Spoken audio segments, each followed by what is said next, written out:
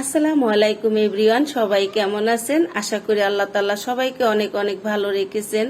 বৈশাখী গরমে মানুষের জীবন অতিষ্ঠ হয়ে যাচ্ছে। তো এই গরমে আসেন আমরা পাকা বেলের শরবত খাই এবং সুস্থ থাকি। বেশি বেশি লিকুইড খাবার আমাদের স্বাস্থ্যের জন্য অনেক উপকারী।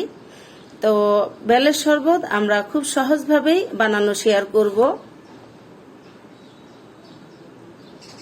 আমি এখানে একটা পাকা বেল নিয়েছি, বেলটা একদমই গাছ পাকা, তো এটা ফাটিয়ে নিব।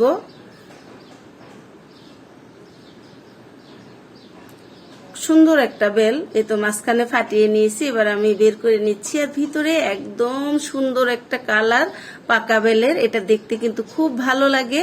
আর আমি তো ছাড়িয়ে নিচ্ছি, আর খুব সুন্দর বেলটার ফ্লেভারও ছিল।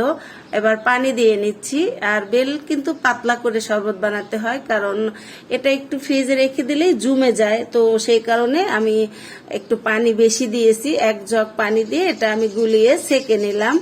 এবার এখানে আমি লবণ আর গুড় দিয়ে বানাবো, চাইলে আপনারা চিনি দিতে পারেন, তবে আমার কাছে গুড় দিয়ে বেলের শরবতটা খেতে বেশি ভালো লাগে। আমি জগে ঢেলে নিচ্ছি, যেহেতু এটা আমি সেকে নিয়েছি। এবার জগে ঢেলে নিলাম, আর আমি স্বাদ মতো একটু লবণ দিব।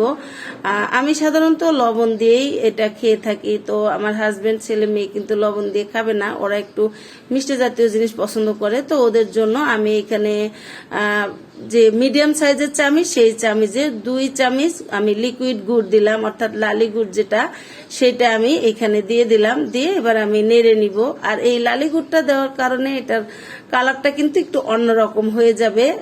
পাকা বেলের কালারটা একটু হলুদ হয়, গুড় দেওয়ার পরে একটু কমলা কমলা হয়েছে। তো আমার শরবত বানানো হয়ে গেল।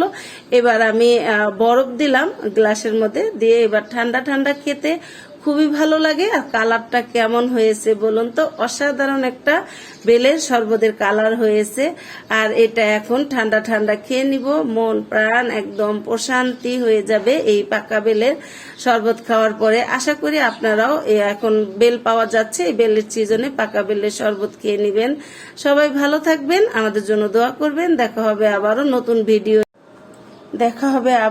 নতুন ভিডিও নিয়ে। আল্লাহ হাফেজ।